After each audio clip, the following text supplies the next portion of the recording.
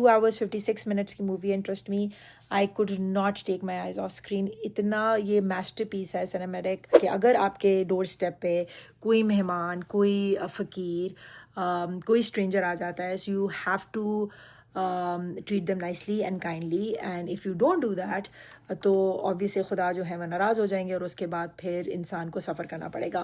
उसमें ट्रोय की जो पूरी कहानी है वो भी एक मेजर चंक है इस मूवी का। Actually I would say the movie is sort of based on that as well, क्योंकि उसके बाद से जो ओडिसियस है उसका रिडेम्पशन का जर्नी स्टार्ट होता है।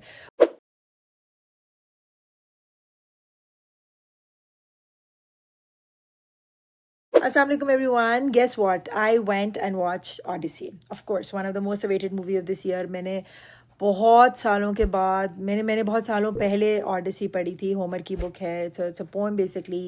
It's a journey of this king Odysseus. उसकी redemption की journey है, उसकी suffering की journey है, उसकी transformation की journey है, restoration of law and order उसकी कहानी है।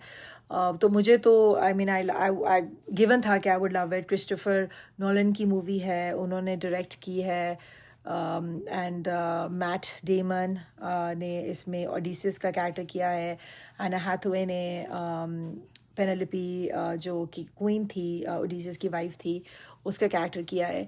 तो ऑब्वियसली मतलब मूवी तो फिर मास्टरपीस होगी। लेकिन बिफोर हम मूवी इससे पहले कि हम मूवी की बात करें, आई थिंक अगर आप लोगों को ग्रीक माइथोलॉजी का नहीं पता, इट्स वेरी थोड़ा सा अच्छा लगेगा अगर आप लोग थोड़ा सा ग्रीक माइथोलॉजी के बारे में पढ़ के चले जाएं, थोड़ा सा ओडिसी के बारे में पता चले जाएं, तो then you would enjoy this movie even more.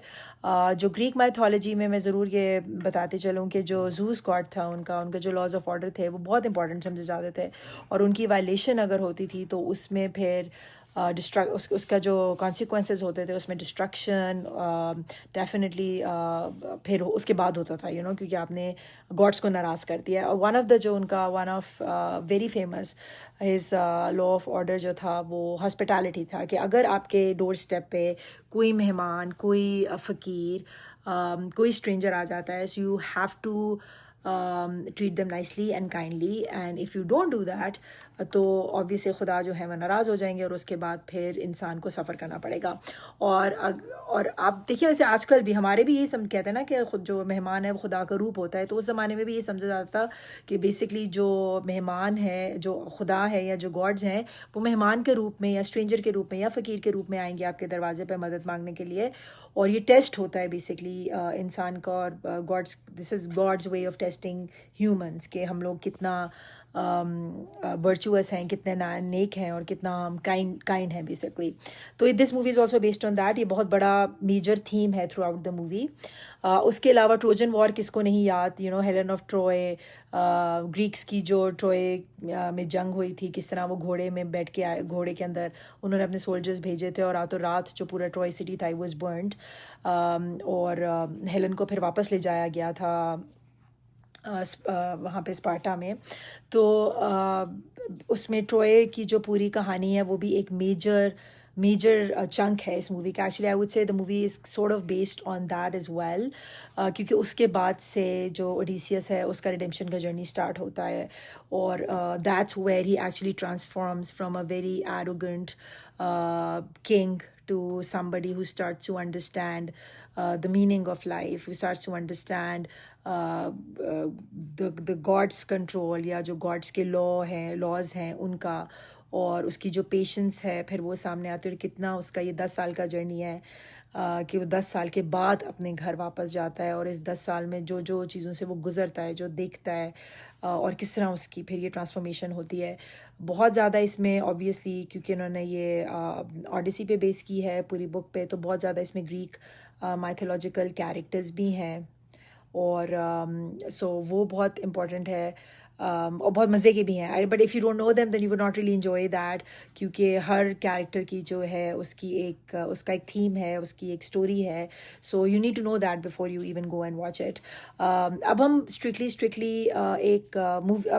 Movie पे आते हैं, और जो मूवी है आई वुड से बहुत खूबसूरत है। शुरू के 20 मिनट यस थोड़े से बोरिंग थे, अगर आपको ख़ासतौर पे नहीं पता तो आप लोगों को लगेगा कि आप बहुत ही कोई बोर मूवी देखने आ गए। And when I started watching it I was like यार है तो क्रिस्टोफर नोलन की, it has to be good. तो 20 मिनट्स के बाद जब ये पिक करती है तो 2 hours 56 मिनट्स की movie, and trust me I could not take my eyes off screen. इतना ये मास्टर पीस है, cinematic masterpiece I would call it. इतना अच्छी इसकी डायरेक्शन है, जो समंदर के जो ओशन के सीन्स हैं, उफ आपको लगता है कि वाकई समंदर में और ये आपके साथ हो रहा है, योर शिप इज सिंकिंग या जो आपकी शिप्स डिस्ट्रॉय हो रही हैं, और आइलैंड्स जो इन्होंने बीच में दिखाए हैं, और जो इवन जो माइथोलॉजिकल जो कैरेक्टर्स हैं वो इतने बिलीवेबल हैं, और वो इतनी स्मूथ एक्सिक्यूशन है आज, मतलब उस दौर की कहानी को उठा के आज के दौर में बनाना, मतलब बहुत kudos to the entire team, kudos to Christopher Nolan. और उन्होंने आई थिंक प्रूव कर दिया है कि उनसे बेहतर इस वक्त is one of the best for sure.